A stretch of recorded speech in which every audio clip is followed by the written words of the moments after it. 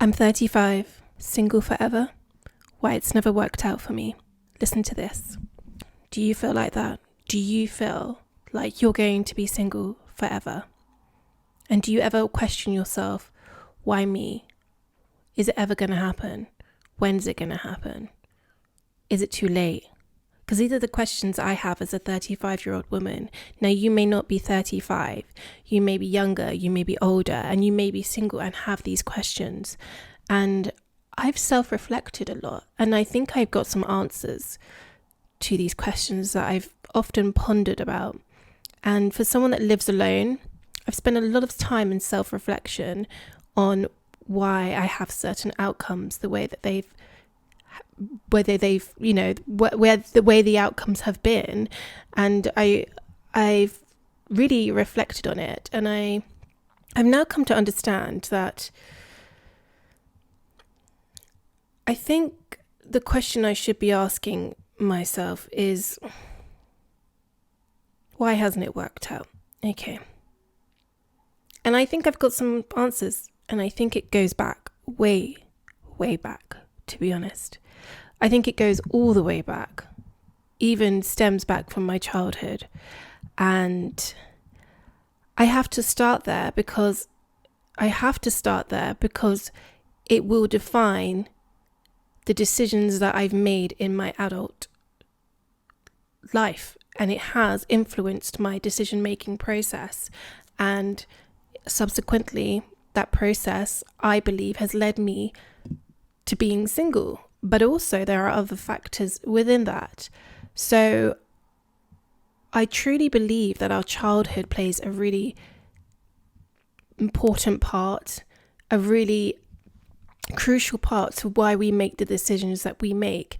And, when we think back to when you were a child, and I think back to when I was a child, and I think back to what I saw as what a definition of a relationship was. What did I see growing up as a relationship? What was my blueprint to go by as a child? This is the only information and knowledge I had to copy, to look up to be programmed with. And so when I make the decisions now in adulthood, to be honest, it wasn't even to recent years that I reflected that maybe some of the people that I'm attracting into my life is a program. It's something that I've been programmed with to make that choice. And it takes very conscious rewiring of your brain to make a different choice when you've been programmed from such a young age to make a choice that is familiar and comfortable. So when I talk about familiar and comfortable, I look back at my childhood and it wasn't the most peaceful. I'm going to be very honest here. It was a little chaotic. It was up and down like a roller coaster. I've come from divorced parents that used to argue a lot. I've come from a single mother that I see, maybe not making the best decisions in love and those things. And I mean, this was the environment I had growing up. So I never saw a harmonious family growing up. What I did see, though, luckily, was I did go to a school where I did get to see other families and interact, and I would even stay at other people's families sometimes, and I would look at their family, and it was a family, it was a mum, a dad, and I saw what a loving family could be. So I wasn't completely not aware of what that was, but I think it was too late by that process. I think they say from like ages like 0 to 7, that's where the conditioning of your mind takes place. So anything that you saw within those years or in the younger years is something that stays with you to adulthood, unless you make a conscious decision to actually rewire that thought process, which I think is really difficult to do, but it can be done. So yeah, going back to my childhood, I would say it was very chaotic. I never saw no stable. I didn't really see love, to be honest. Now looking back at it as an adult, I can reflect back on it. I can voice it in a way that's an articulate way that an adult would think. But looking back, I do think, why were they ever together, my mum and dad? Why were they ever together? It was clear on paper. They were from two different educational backgrounds, two different just value backgrounds. Everything was, I could not see one thing that had a similar value, apart from they were quite both good looking when they were younger. My mum was very pretty, my dad was quite good looking, so that was the only thing I can think that they have in common. And I think that's a mistake that even people today still make. But yeah, anyway, going back to it, so childhood, looking back at it, it was just something I did not see is a loving mum and dad growing up. There's a lot of arguments, a lot of discourse, a lot of chaos, a lot of struggle, a lot of stress, and just a lot of just up and down. And let's fast forward straight over to adulthood. I do believe the reason why potentially I am single is,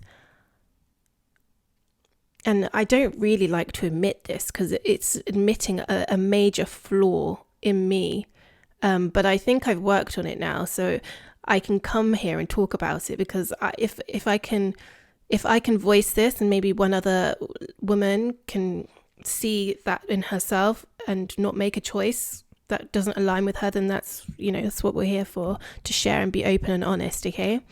But yeah, going forward to adulthood, I look back, I'm looking now back at my choices, and it's clear to me that the choices that I've made within my love life were never going to satisfy me for my goals, for what I want going forward, for my value, for what I need going forward. It was clear that maybe even on a subconscious level, I was going to something familiar, something that I was used to. Maybe I look at my dad, and I do look at him, and he wasn't a very emotionally available person. I can't remember ever hugging him, ever kissing him, ever showing affection as a child to him. It was just a thing we just did not do. We just don't no. And I feel like on a level I almost go towards and attract people that are also emotionally unavailable, because it feels familiar, it feels comfortable, it feels known to me, even from childhood. I think this stems from it. It feels something that I can manage. It feels something that I am used to. This is my identity. I'm used to men that are emotionally unavailable, because this is what I saw growing up. It's normal, right? And it's definitely not normal. It's not normal. But I notice that there is a pattern here. And on some level, I also wonder, am I emotionally unavailable as well to attract someone that is emotionally unavailable? Because sometimes it hasn't always been, I don't think, the other person that's been emotionally available. I think on a level also have a maybe a fear to be vulnerable with someone. And I think it also stems a little bit from childhood, where that wasn't something that was the normal thing to do, is just be super vulnerable. I don't remember that was very accepted, to be, crying all the time, being vulnerable. It's just get on, it was growing up. It was just, if you're from a single mother, it's just stress, and it's just get on with it. It's just getting through the next day. There's no time for feelings. There's no time to be vulnerable. So I don't know if that was something that hardened me in a way that I don't think is conducive to when you're wanting to find love. Love is soft. Love is kind. Love is peace. Love is not chaos. Love is not unpredictability. Love is not being emotionally unavailable. That's not love. Love is being open. And these things weren't taught to me as a child.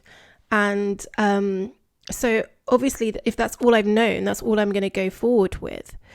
So I do think it does stem, this conditioning, from childhood and what we've seen and what you've potentially seen. Like, I don't know, ladies, comment below. What was it like growing up for you? Did you see a lot of love and affection? And if you did come from a loving family, do you feel that you choose well? Do you feel that has helped you? If you don't come from, if you saw, what I saw, maybe you came from a single parent household, divorced, do you find that you feel that has affected your choice and where you are and your ability to open up and to trust and to have those things? I don't know, but comment below. Let me know if you have those feelings as well, because it'd be interesting to know if there is some kind of, correlation there between the two, because I believe there is.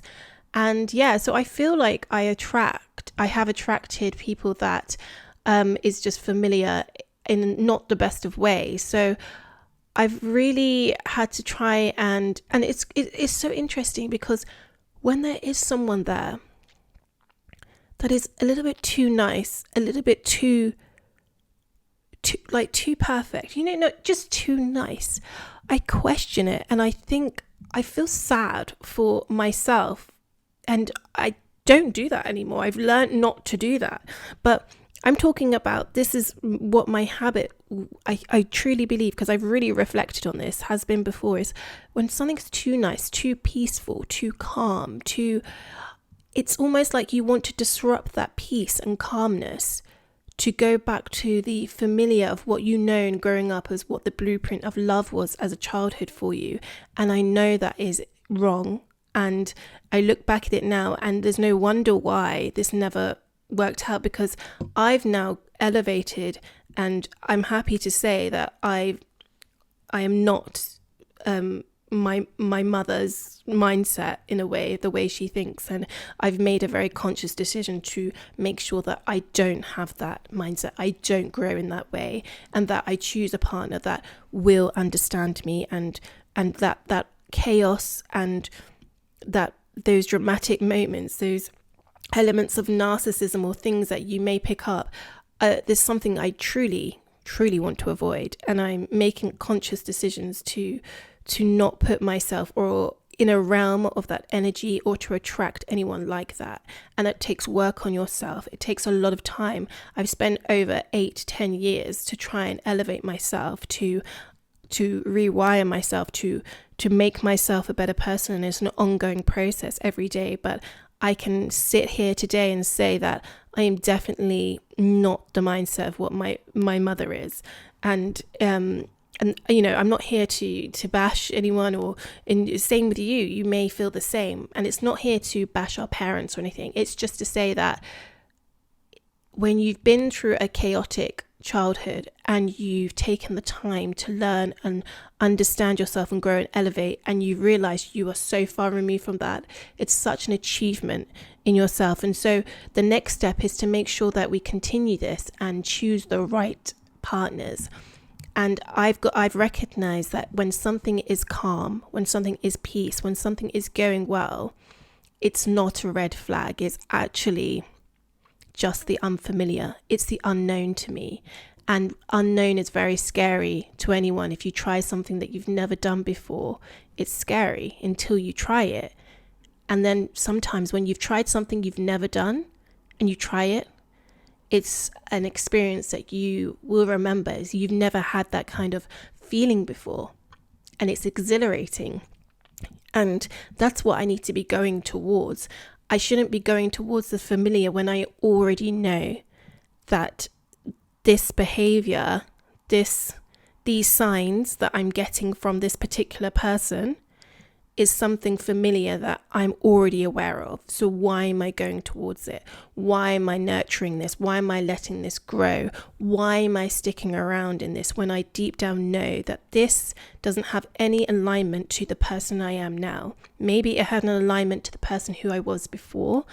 It may have, but this is not who I am anymore. And that old person, that old mindset died.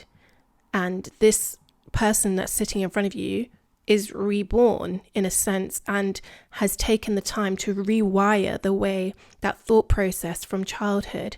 And I am very proud of that. And if you understand exactly what I mean, ladies and women, and I think there are many women out there that will relate with me here, it's an achievement. It's taken cutting people off. It's taken time alone by yourself. It's taken reflection. It's taken tears, cries, laughter. It's taken loss, grief for us to get to this point to understand that these particular patterns and habits is not healthy.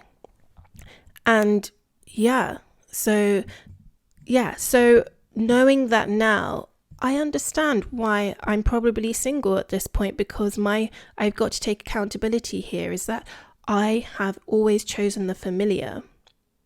And the familiar for me growing up was not ever going to align with the woman I am now and where I am looking to go in the future.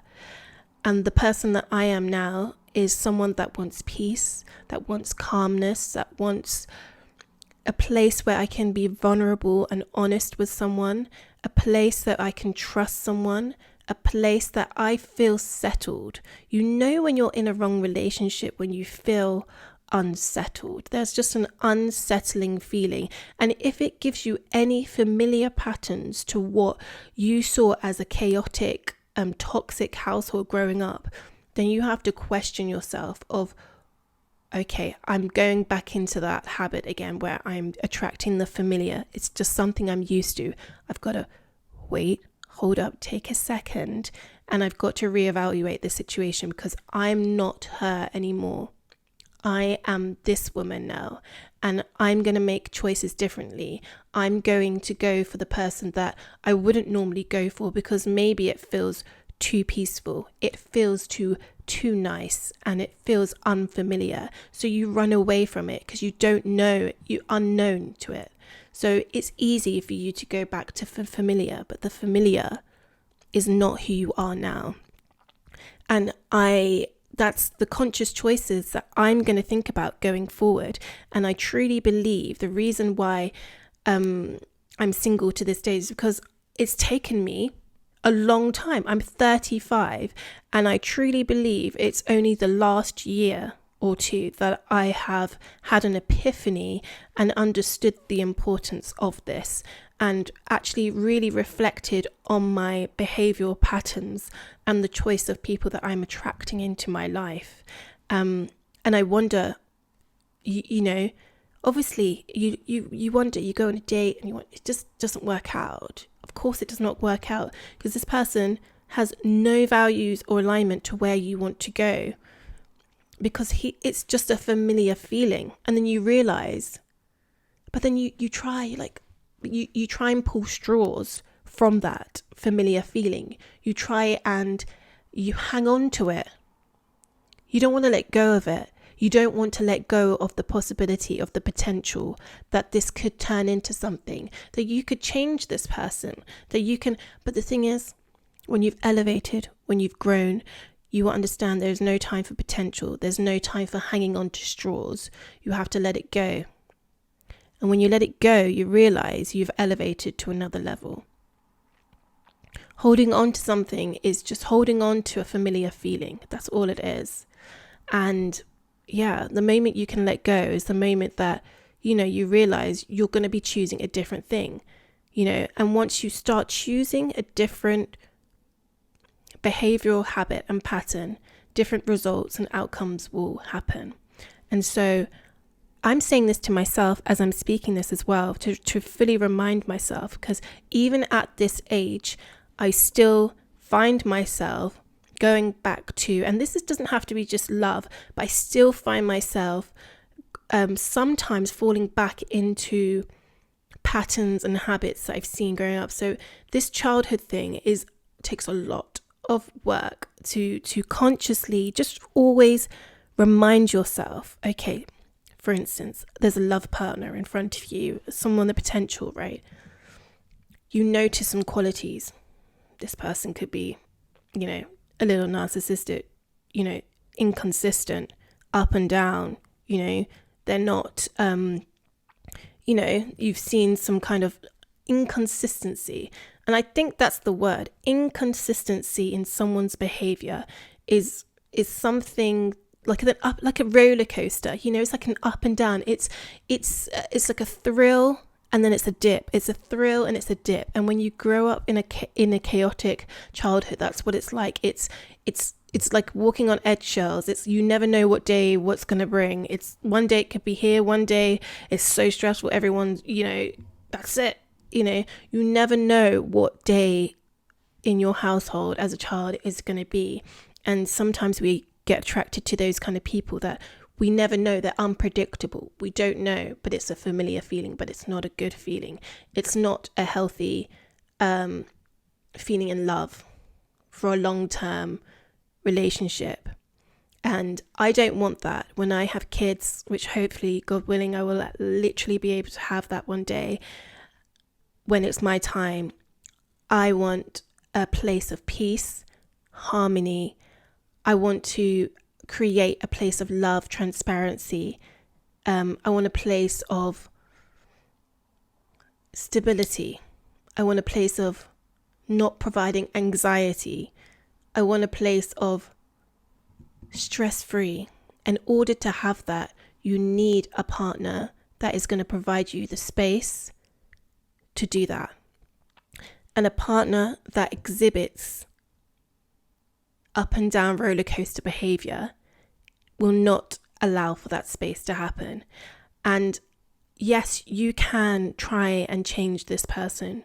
But again, when a person exhibits roller coaster behavior, I honestly believe, again, it stems back from childhood. So that person, that guy that exhibits that kind of behavior also may have come from an environment which was very chaotic, hence why they exhibit this kind of behavior, which takes a lot of time. And if someone is not even on their healing journey, doesn't even want to even address that, it can take a lot of time to change someone to become the person that you want them to be. And when you're in your 30s, again, I said this in my last video, you do not have time for potential. Ladies, you know what I mean. When you hit 30 something, there is no time for potential. There's no time for you to put all your energy into someone to change them, to become that peace for you, become that stable person for you. No, it's something they have to do. It's something they have to find within themselves to go on that journey.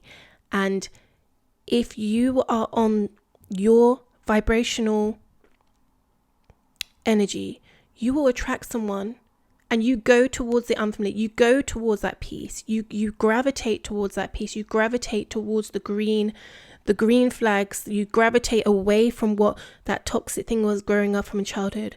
Then you're naturally going to attract someone that aligns with you, with those similar values. And that's, that peace, that calmness. There are men out there that are actually healed.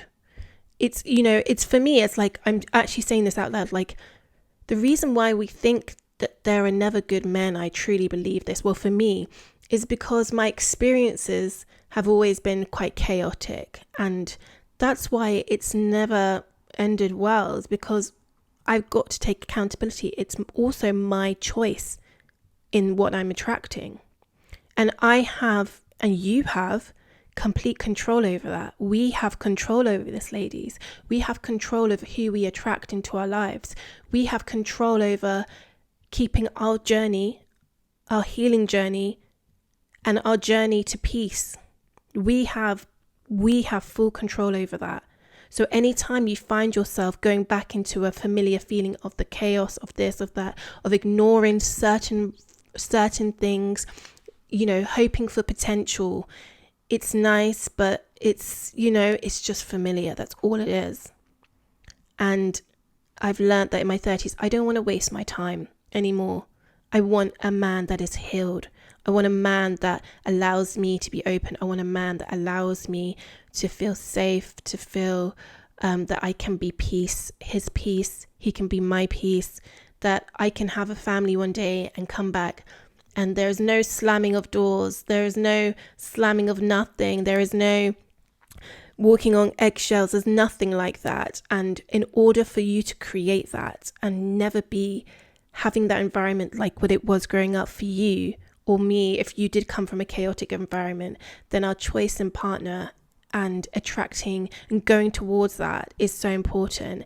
And I'm actually thankful that I'm at this point with this knowledge and this knowing that I have and being single, because I know that I am the driver now of where I'm going and who I'm attracting and how my future will look.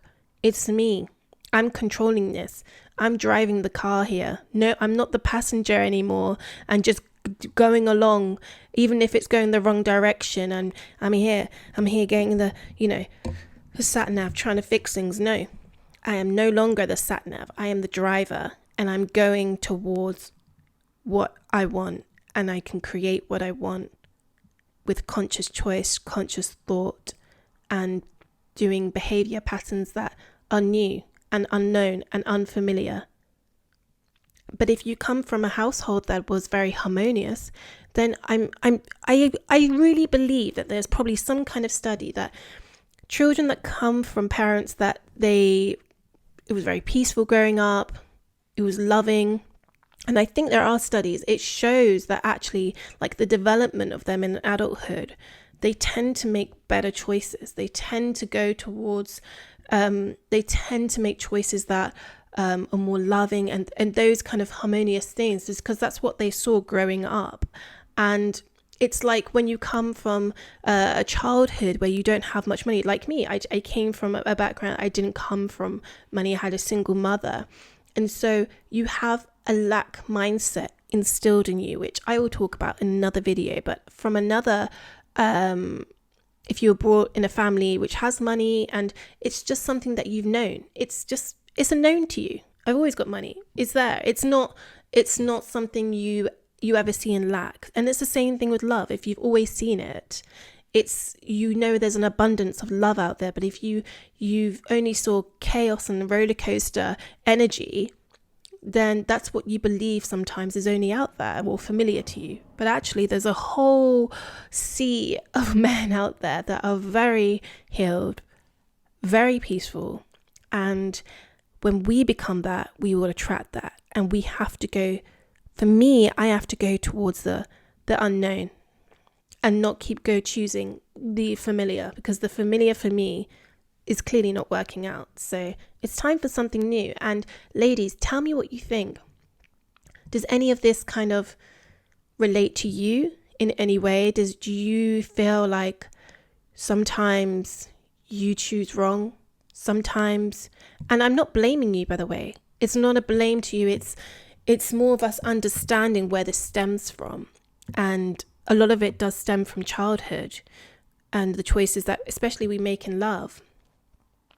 And yeah, even as adult, we're not fully healed. Sometimes we're an adult and we don't look back at our own self. I'm very critical of myself. I look at my flaws. I have so many flaws, and I'm happy to say that, because without me identifying my flaws, how can I become better?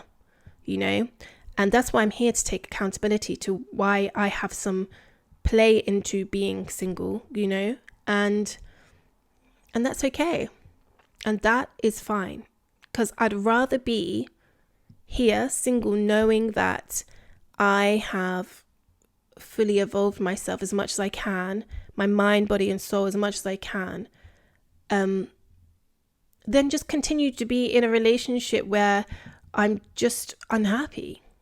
I'd rather be at this point single than be in a relationship that I'm unhappy with, because there's nothing worse than being stuck in a relationship that you feel you can't get out of, and that you feel stuck, and that just the thought of it is honestly, I'd rather be single. And if you're in that relationship right now where you just know deep down this is not right for you, you know for your soul, you know that you've elevated, even in relationships, that you could be with someone and you've grown at different levels, unfortunately, in your journey, and sometimes people can't come with you. They're not willing to do the deep inner work, and it's really hard to do, to look at your shadow self, to look at yourself, and to face yourself in that way, in that dark way. Not everyone has the ability to do that, or wants to go even uncover that, and it's not your job to force them to do that. They have to want to do that. And if they've tried and it doesn't work, then you have to look at yourself and think, do me as a woman want to be in a relationship like this, where I can never truly be my fully evolved self, because they're not willing to do their own work on themselves. And unfortunately, you can't force someone to do that. They just have to want to do that. And but yeah, so if you're in that relationship, ladies, I don't know, I could be speaking to someone right now who's in a relationship that they know is just not right for them. They feel stuck. They don't know how to get out of it. But let me tell you, your life is worth more than staying in a relationship that you don't want, because maybe you're scared of being alone. Maybe you don't know what the next steps are. But if you're deeply unhappy every day, honestly, I would really, really just think about who you want to be as a woman. Is this the woman you want to be? And if not, sometimes it's time to walk away, even though it's really hard, even though it's unknown. This is what we're talking about, the unknown. The unknown can be a very scary place, but when you come out at the end of it, you may find that it's much brighter than where you've been. So, and that's the same with love as well. And being single, I'm going to go towards a different person, the nice guy, the stable one, the Labrador energy, there's nothing wrong with Labrador energy, the Rottweilers and stuff, no, they're exciting, fierce, unpredictable, but sometimes you just need a Labrador in your life, you just need that stability for the longevity of your life and mental well-being. And it doesn't have to be the best looking guy is always going to be that guy. Sometimes you have to overlook that to get to where the goodness is, and that superficiality can sometimes stop you from attracting who actually is needed for you. And I also do believe that there is a divine timing in this world, and that if you are single, ladies, there is a reason why we are single at this point. Maybe you're in your 30s like me, I'm 35 or older, or whatever it is, or younger, but there is a reason. There's a reason that you are single right now in your phase of life, and I want to change that. I don't want to be single forever, because I do believe that there is deep meaning in having a connection with someone. And I truly believe that. And I truly believe there are good people out there. There's good guys out there. And there are good people that will completely, it'll be easy. And that's what I want. I want easy. I want peace. And maybe it's not always going to be easy. Maybe there'll be ups and downs, This is what is the beautiful thing about life, is that, yes, I'm not expecting everything just to be like that. There may be ups and downs, but I'm not talking roller coaster ups and downs. I'm talking little bumps, where you can sit down together and try and understand each other, And I would love to hear, ladies, have you come from a relationship before where it's been very roller coaster, and then you found someone that is just gave you your peace, please share your story about how different that was and how you felt and how much peace maybe that's brought into your life, because it's just amazing to hear this and for other women to hear it and for women like me to hear. And ladies, if you met someone later on in life, maybe you've gone through something, you've had a divorce, then you got married again, and then, but yeah, I don't believe that you're going to be single forever, and I don't believe I'm going to be single forever. And ladies, women, I do believe we can be the drivers of determining how long we're going to be single for, but who we're going to choose. It's very easy not to be single, but it's much more difficult to find someone that will give you your peace. Okay, so I think it's not about just choosing anyone. Just, I don't want to be single. No, it's about, I want to be with someone who's going to elevate and give me peace and give me stability and give me calmness. Because I could probably not be single tomorrow, but does that mean that that person's going to give me peace? Probably not, So I would rather be single than be in a roller coaster relationship where it's very unpredictable and the next day you don't know what's happening. I'd rather just wait and be the driver of those conscious decisions that I'm making. And ladies, I hope you do the same, because if you understand and relate to what I'm talking, you got to this point, you've got it in you to make those decisions. You can do it as well, and I can do it. And this is for us. It's for us to talk about this. Please comment below, ladies. Let me know. Is 2024? Is this our time to be the drivers, to go towards that Labrador energy? Say bye to the Rottweiler. We're going towards the Labrador energy. So yeah. And that's not to say that the Labrador energy is always good. You've got to decipher between that, But I hope you understand the sentiment of what I'm trying to get at here. And I think that will definitely reduce our chances of being single forever and getting back into a kind of a loop and a cycle, which it can be a cycle of sometimes bad choices.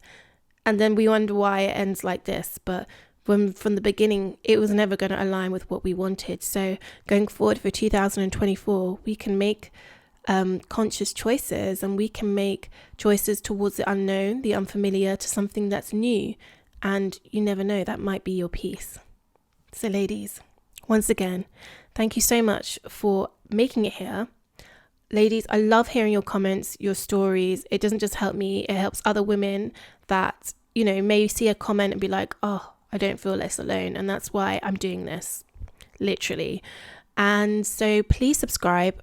Please go and look at my other videos. Some of my other videos I think you'll really enjoy if you've enjoyed this. And yeah, please subscribe again, because I really want this to grow. It's not just for me. I'm a woman. I sometimes feel alone. There's no other women that I can speak to. So this is a community for us. So I just want us to grow as a community of women that can just share stories and be honest and open and not be embarrassed or ashamed to say anything. So yeah. And yeah, so subscribe, watch the other videos. This is the Nana Journey. Love you all. Be positive. Thank you. Bye.